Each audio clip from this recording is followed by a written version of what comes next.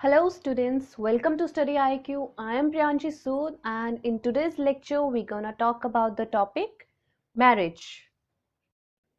So friends, आज का जो हमारा टॉपिक है मैरिज, ये सोशल एंथ्रोपोलॉजी फील्ड के साथ ज़्यादा रिलेट करता है बिकॉज मैरिज एक ऐसा सोशल इंस्टीट्यूशन है जो सोसाइटी का एक इम्पॉर्टेंट पार्ट प्ले करता है। क्योंकि मैरिज के थ्रू दो डिफरेंट इंडिविजुअल्स का यूनियन होता है, नई जनरेशन फॉर्म होती है, तो सोसाइटी में एक कॉन्टिन्यूएशन बनी रहती है। जनरेशन टू जनरेशन जो एक कॉन्टिन्यूएशन है वो मैरिज के थ्रू पॉसिबल है। सो हम कहते हैं कि मैरिज जो है सोसाइटी का एक इम्पॉर्टेंट पार्ट है। आज के टॉपिक में हम मैरिज के बारे में कंप्लीटली पढ़ेंगे, जैसे डिफरेंट डेफिनेशंस जो दी गई थी एंथ्रोपोलॉजिस्ट के द्वारा। उसके बाद हम laws of marriage, different laws जो मैरिज के लिए बने थे वो पढ़ेंगे। साथ ही डिफरेंट टाइप्स ऑफ मैरिज जो हमारी सोसाइटीज, इंडियन सोसाइटी में डिफरेंट टाइप ऑफ मैरिजेस हैं, उनके बारे में पढ़ेंगे। Functions of marriage, that what are the basic function of marriage, marriage है तो उसके मेनली फंक्शंस क्या हैं, उनके बारे में पढ़ेंगे। साथ ही marriage regulation and marriage payments, जैसे डाउरी के बारे में हम बात करते हैं, तो ये सब चीजें मैरिज पेमेंट्स में हम पढ़ेंगे। So let's begin. So marriage, what is marriage? So marriage की कोई प्रॉपर डेफिनेशन नहीं है। अलग अलग एंथ्रोपोलॉजिस्ट ने मैरिज के लिए अपनी डेफिनेशंस दी हैं। So let's talk about all of them one by one. अगर हम बात करें तो 19th सेंचुरी के एंथ्रोपोलॉजिस्ट और रिवोल्यूशनिस्ट के अकॉर्डिंग मैरिज एक यूनियन है, मैन एंड वुमेन के बीच में एक यूनियन है जो कि प्रॉपर रिचुअल सेरेमनीज के साथ यूनियन बनाया जाता है।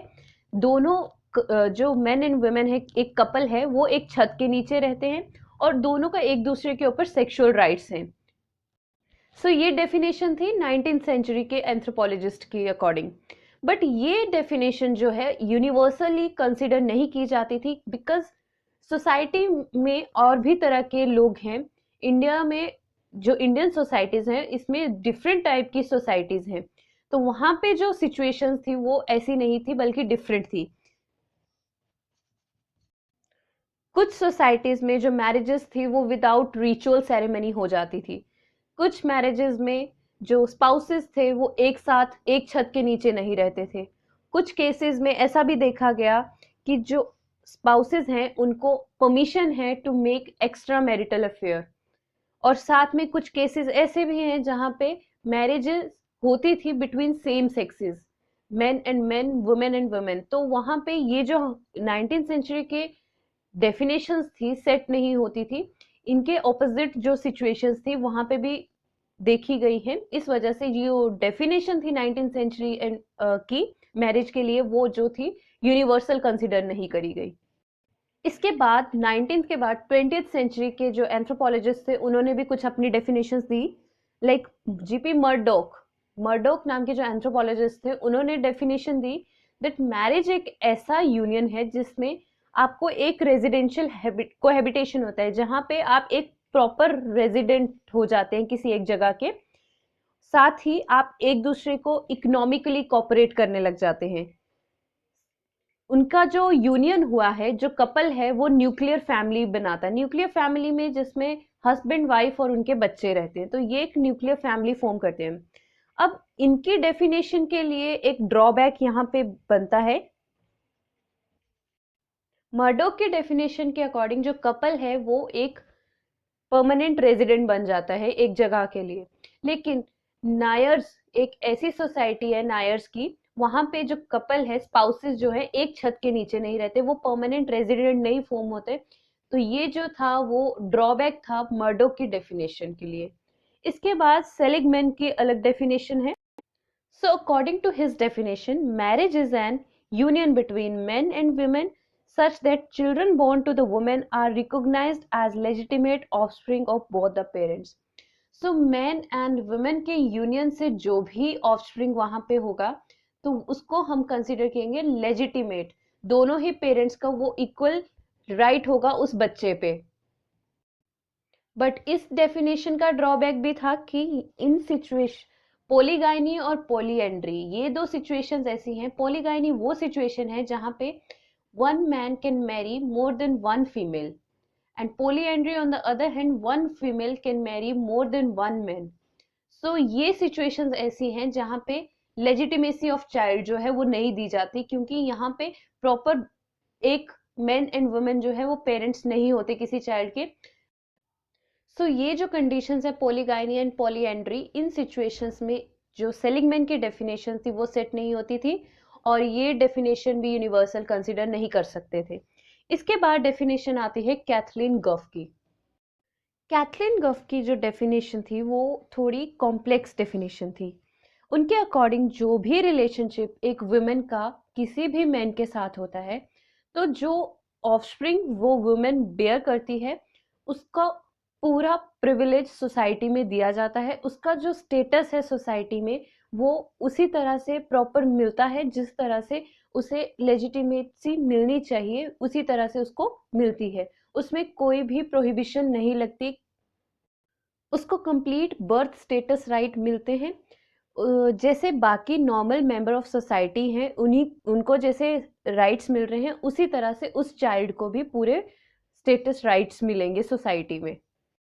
अब इस डेफिनेशन के लिए भी एक ड्रॉबैक सेट हुआ, क्योंकि जो सूडान में अजांडे सोसाइटी है, अजांडे नाम की एक सोसाइटी है, वहाँ पे जो रिलेशन था, मैरिजेस थी, वो होमोसेक्सुअलिटी पे थी. सेम सेक्स में मैरिजेस होती थी, तो वहाँ पे कोई चाइल्ड बेयरिंग का सीन नहीं होता था. इस वजह से वहाँ पे कोई बर्थ स्टेटस राइट्स का भी कोई बात नहीं की गई. तो ये जो कंडीशन है कैथलीन गफ की डेफिनेशन को अपोज करती थी. इस वजह से ये डेफिनेशन जो है ये भी यूनिवर्सल नहीं बन पाई.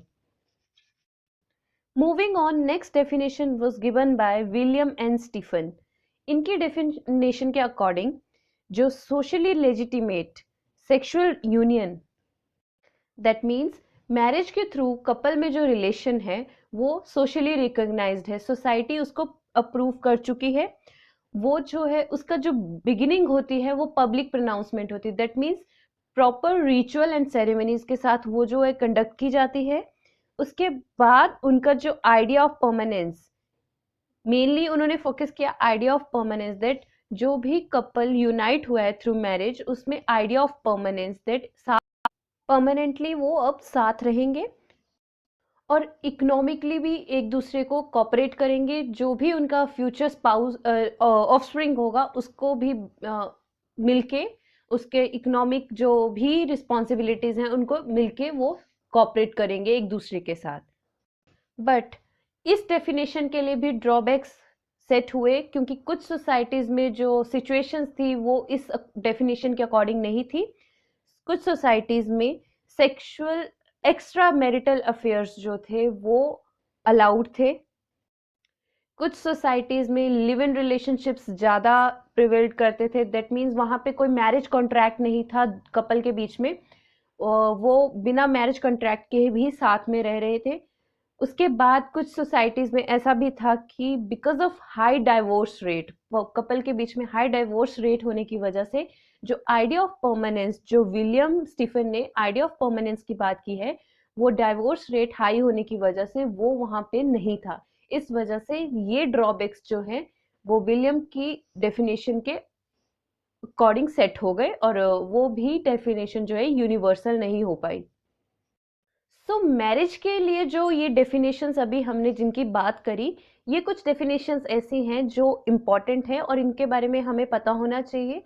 वैसे काफ़ी एंथ्रोपोलॉजिस्ट ने बहुत सारी डेफिनेशंस दी थी, लेकिन ये डेफिनेशंस कुछ ऐसी हैं जो थोड़ी ज़्यादा इम्पॉर्टेंट हैं और इनका हमें मैरिज के कंसेप्ट में पता होना इम्पॉर्टेंट है. So moving on, our next topic is laws of marriage. Now if we talk about laws of marriage, तो ये laws क्यों बने हैं? Because societies में कुछ rules and regulations हैं जिनके beyond आप शादी नहीं कर सकते. So कुछ जो rules हैं वो हमें follow करने होते हैं. हर एक society के अपने rules regulations हैं जिनके basis पे society smoothly work कर रही है. अब different type of rules बनाए गए हैं. जैसे कुछ सोसाइटीज में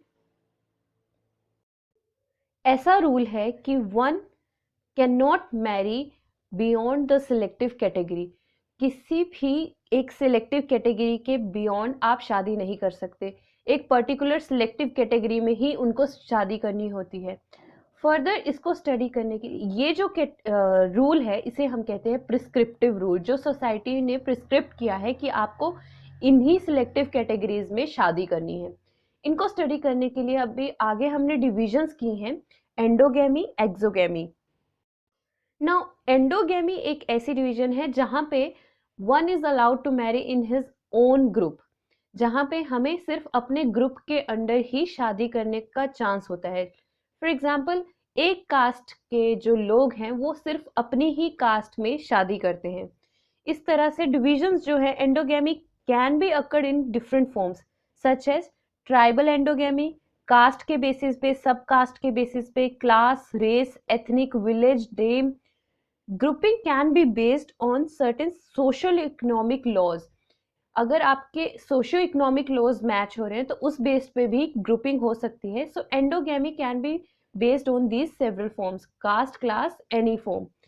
सो दिस इज एंडोगेमी, जहां एक ग्रुप में ही आप आपस में एक्सचेंज करके शादी करते हैं। नेक्स्ट इज एक्सोगेमी, जहां अपने ग्रुप से हटकर बाहर वाले ग्रुप में you can marry anyone. For example, this can occur in different forms, like village level पे किसी एक गांव की दूसरे गांव में शादी, गांव के एक इंडिविजुअल की दूसरे गांव के इंडिविजुअल के साथ शादी हो सकती है। लीनिएज में एक्सचेंज हो सकता है, क्लैन में, गोत्र में, आपके जो गोत्र है उसमें एक्सचेंज कर सकते हैं। इनका एग्जाम्पल लिया जा सकता है कि नॉर्थ इंडिया में जो खाप सोसाइटीज हैं वहां पे एक्सोगेमी देखी जाती है, वो अपने ग्रुप से हटके दूसरे ग्रुप में जाके शादी कर सकते हैं। इसी तरह से अलग डिविजन्स और भी हैं, हाइपरगेमी एंड हाइपोगेमी। हाइपरगेमी को अनुलोमा और हाइपोगेमी को प्रतिलोमा नाम से भी जाना जाता है। हाइपरगेमी ऐसी सिचुएशन है जहां पे man is allowed to marry a women of his caste और ऑफ लोअर कास्ट, अपनी कास्ट की वुमेन से या उससे लोअर कास्ट की वुमेन से शादी करना उसको अलाउड होता है। सो दिस इज हाइपरगेमी, और इसका एग्जाम्पल है राजपूत और जाट्स। इनमें जो मैन है वो अपनी कास्ट या लोअर कास्ट की लड़की से शादी करता है। हाइपोगेमी इसका उल्टा है, जहां पे women is allowed to marry man of her caste और द लोअर कास्ट।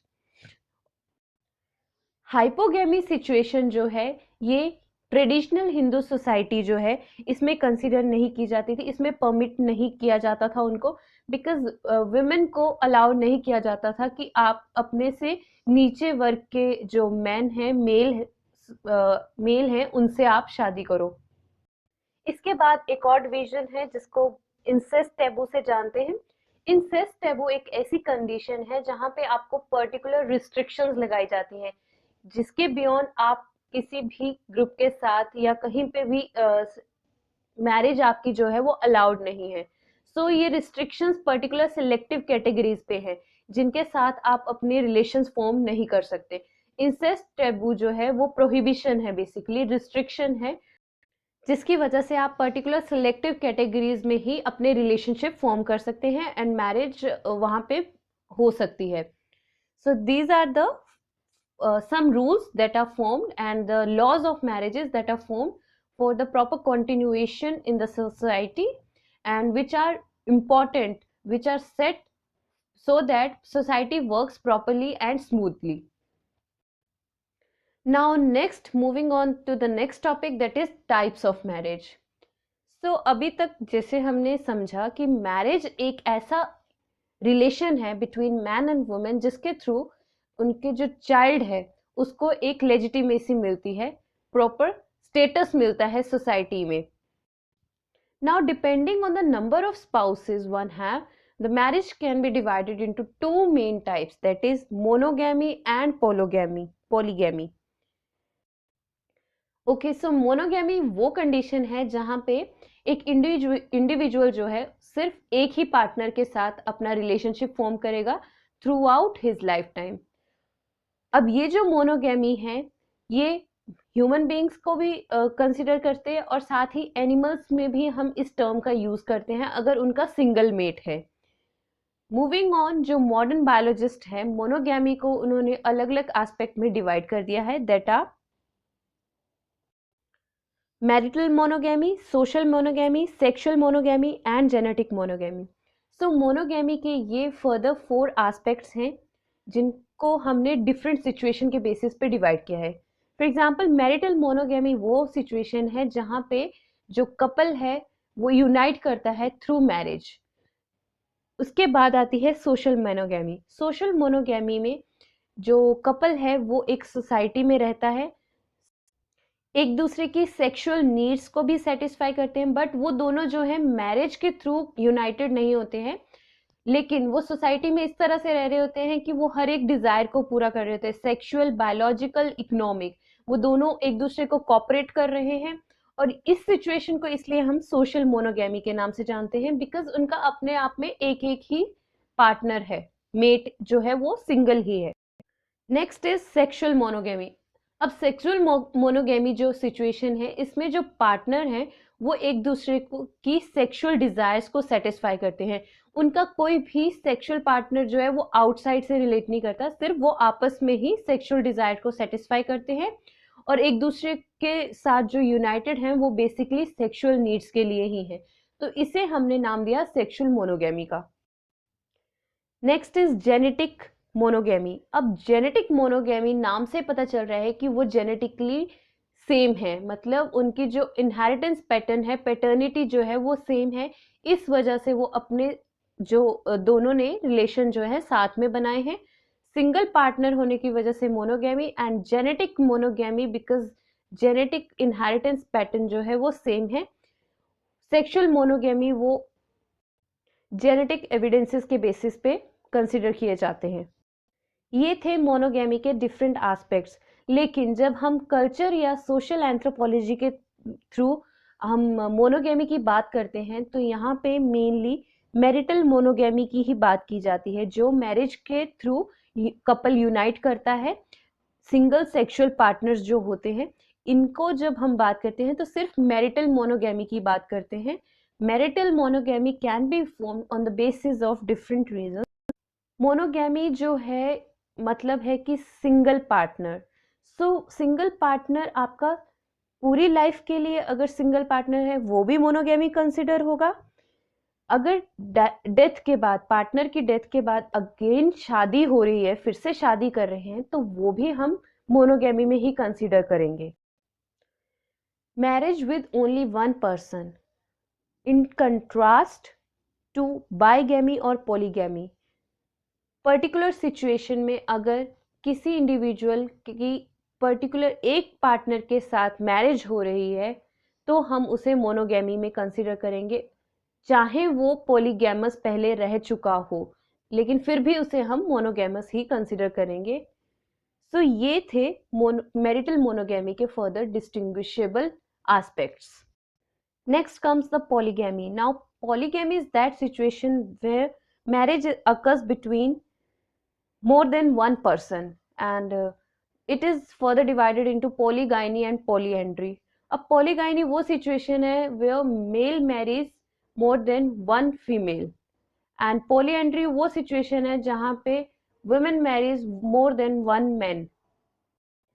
अब पॉलीगाइनी और पॉलीएंड्री की डिस्ट्रीब्यूशन जो है ये इंपॉर्टेंट है, कई बार ऐसे पूछा जाता है नॉर्मली. सो पॉलीगाइनी जो है मेनली नॉर्थ ईस्टर्न जो ट्राइब्स हैं वहाँ पे ज़्यादा है ये, लाइक नागा, गोंडा, बैगा, टोडा, ये जो है नॉर्थ ईस्टर्न ट्राइब्स हैं, ये यहाँ पे ज़्यादा फ्लरिश्ड है पॉलीगाइनी सिचुएशन. पॉलीएंड्री जो है मेनली खासा, लद्दाखी और नायर्स में, यहाँ पे ये ज़्यादा फ्लरिश्ड है. जो पॉलीएंड्री कंडीशन है ये आगे दो टाइप में डिवाइडेड है, like fraternal polyandry and non fraternal polyandry.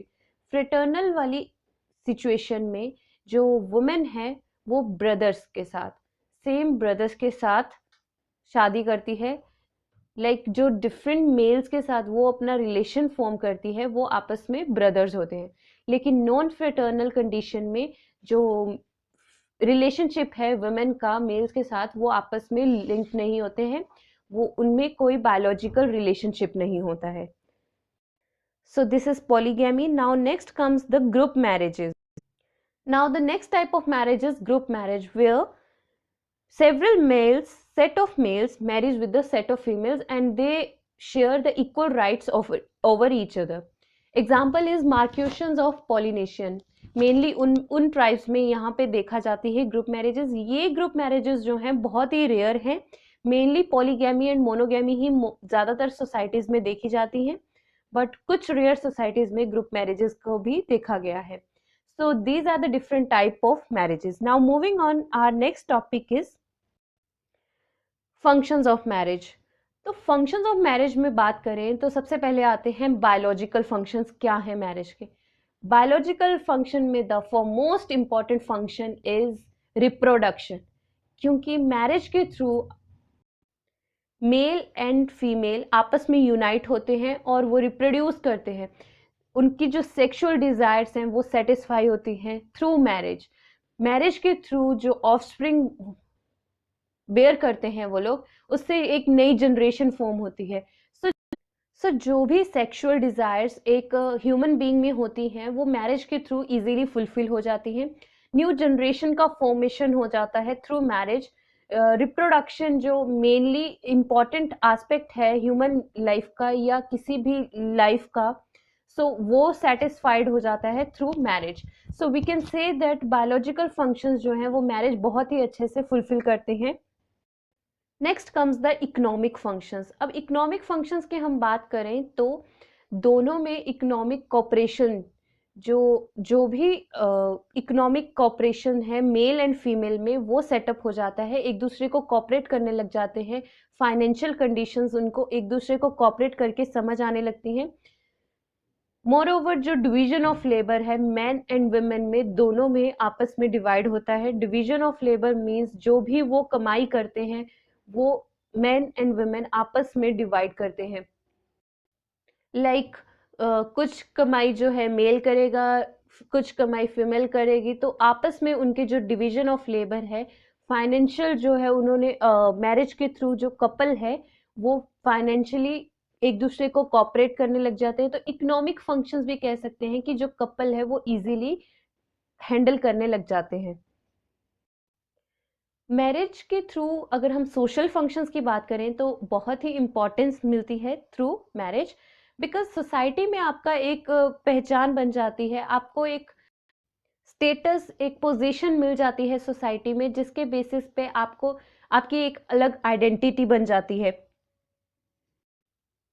Society में एक दूसरे के साथ एक लिंकिंग बन जाती है, जिसकी वजह से एक सोशल फंक्शन जो है वो इजीली फॉर्म हो जाता है.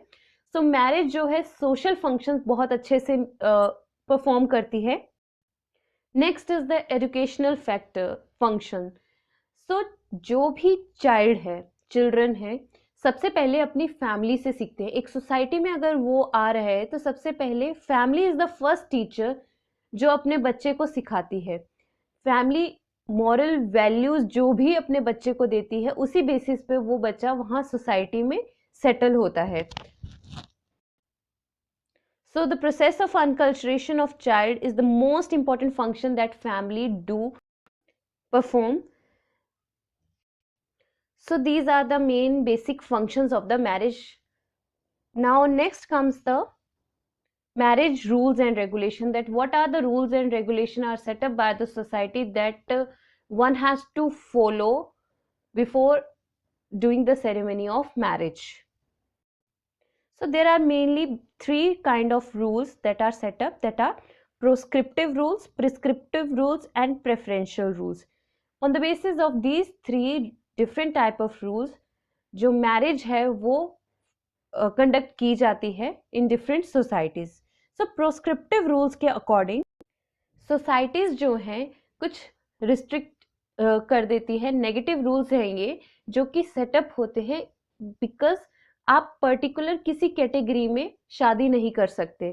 सो ये जो रूल्स है नेगेटिव रूल्स कंसिडर किए जाते हैं. रिस्ट्रिक्शन है जहाँ पे आप सिर्फ पर्टिकुलर सिलेक्टिव कैटेगरीज में ही शादी कर सकते हैं, बियॉन्ड उसके आप शादी नहीं कर सकते.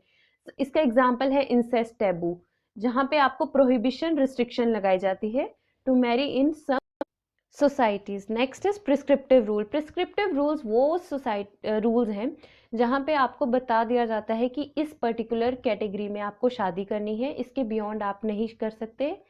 सो प्रिस्क्राइब कर दिए जाते हैं बाय द सोसाइटी कि ये सिलेक्टिव कैटेगरीज में ही शादी हो सकती है। Now preferential rules.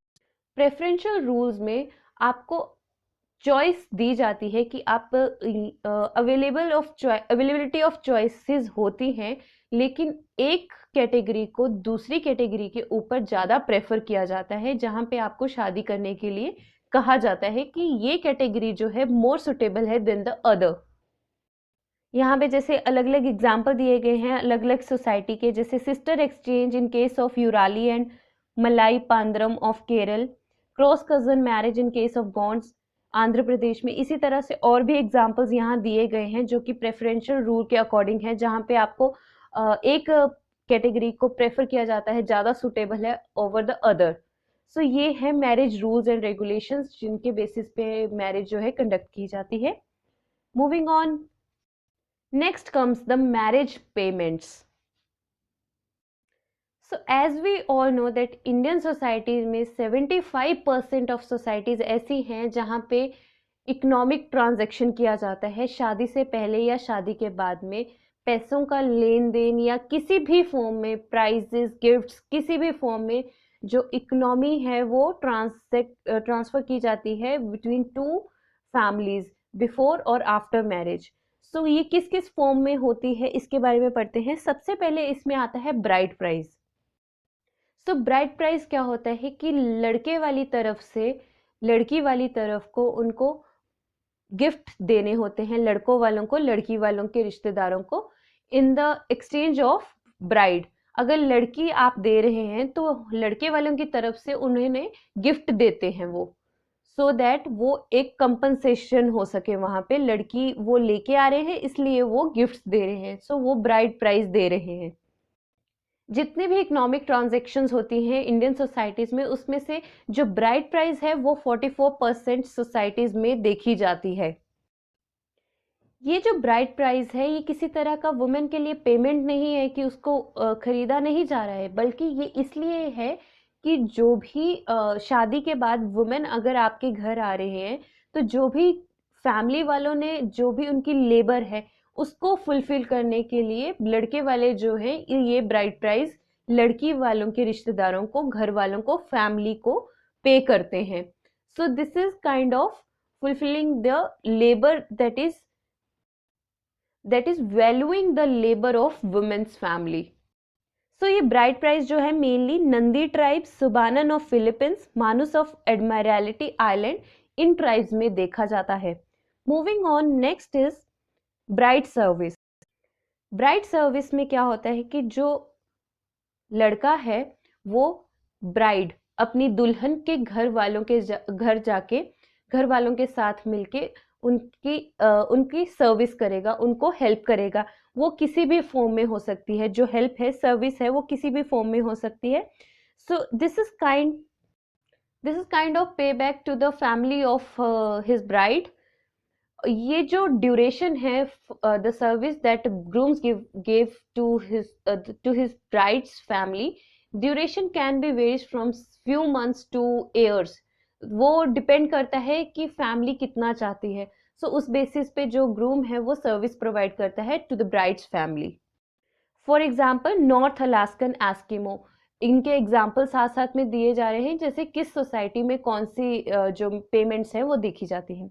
Moving on, next is exchange of female. Exchange of female में ऐसा है कि जो ग्रूम की फैमिली से जो सिस्टर रिलेटिव्स हैं, ब्राइड के एक्सचेंज में वो ब्राइड वाली फैमिली जो है ग्रूम की फैमिली से जो फीमेल रिलेटिव्स हैं उनको एक्सचेंज करेंगे। सो सिस्टर एक्सचेंज दोनों फैमिलीज के बीच में होता है। ये टिव ऑफ वेस्ट अफ्रीकन सोसाइटीज में ज्यादा देखा गया है। Next is gift exchange. जो दो फैमिलीज हैं वो आपस में गिफ्ट्स को एक्सचेंज करते हैं इन द मैरिज सेरेमनी। दोनों फैमिलीज आपस में गिफ्ट गुड्स जो भी हैं वो एक्सचेंज करते हैं। अंडमानीज आइलैंडर जो हैं वहां पे गिफ्ट एक्सचेंज ज्यादा है। Moving on, next is dowry. Dowry, जिससे हम सभी मोस्टली फैमिलियर हैं, डाउरी दहेज प्रथा। सो डाउरी इज फीमेल के घर से मेल के घर में कुछ गुड्स जाएंगे। फॉर एग्जाम्पल गुड्स में क्लोथिंग, ज्वेलरी, कोई और सामान जो फीमेल के घर से लड़की के घर से लड़के के घर में लड़की की फैमिली वालों के लिए जो भी सामान है वो लड़की की फैमिली वाले शादी के टाइम लड़की के साथ देंगे। सो दिस इज डाउरी। जो डाउरी है वो मेडिवल यूरोप के टाइम से चलती आ रही है और अभी तक साउथ एशिया में ये डाउरी सिस्टम जो है अभी भी चलता आ रहा है। As we all know, India में ये डाउरी सिस्टम जो है वो बहुत ही कंट्रोवर्शियल टॉपिक है, बिकॉज इसकी वजह से काफ़ी ज़्यादा जो वुमेन है वो सफ़र कर रही हैं, उनको हरास किया जाता है जब प्रॉपर डाउरी उनके घर से नहीं मिलती है लड़के वालों को। सो ये जो है टॉपिक जो बहुत ही कंट्रोवर्शियल टॉपिक है, इसके लिए प्रॉपर लॉज सेटअप किए गए हैं, रूल सेटअप करे जा रहे हैं। So next is indirect dowry. अब इनडायरेक्ट डाउरी में क्या होता है कि जो लड़के वाली फैमिली है पहले लड़की के फादर को गिफ्ट्स और गुड्स जो है वो देगी, उसके बाद लड़की के फादर कुछ सामान जो है शादी के टाइम लड़की के साथ लड़के की फैमिली को दे देंगे और कुछ सामान वो अपने साथ रख लेंगे। सो दिस इज इनडायरेक्ट डाउरी, जो बेसिकली है डाउरी लेकिन इनडायरेक्टली है, दी लड़के वालों ने ही है, लेकिन कुछ सामान रख के लड़की के फादर जो है वापस लड़की के साथ भेजेंगे। तो दिस इज इनडायरेक्ट डाउरी। ये देखी जाती है बसेरी ऑफ सदर्न ईरान, उस सोसाइटीज में इनडायरेक्ट डाउरी प्रेवलेंट है ज़्यादा। So these were the marriage payments जो कि अभी भी कुछ सोसाइटीज में देखी जाती हैं और कुछ जो हैं ख़त्म हो चुके हैं। लेकिन ये जो मैरिज पेमेंट्स हैं, मैरिज रूल्स हैं, लॉज हैं, बहुत ही इंपॉर्टेंट है जो कि हमें पता होने चाहिए हमारी इंडियन सोसाइटीज़ के बारे में। So this is all about the topic marriage. Now next time we'll come with the next new interesting topic. तब तक के लिए thank you so much and stay tuned.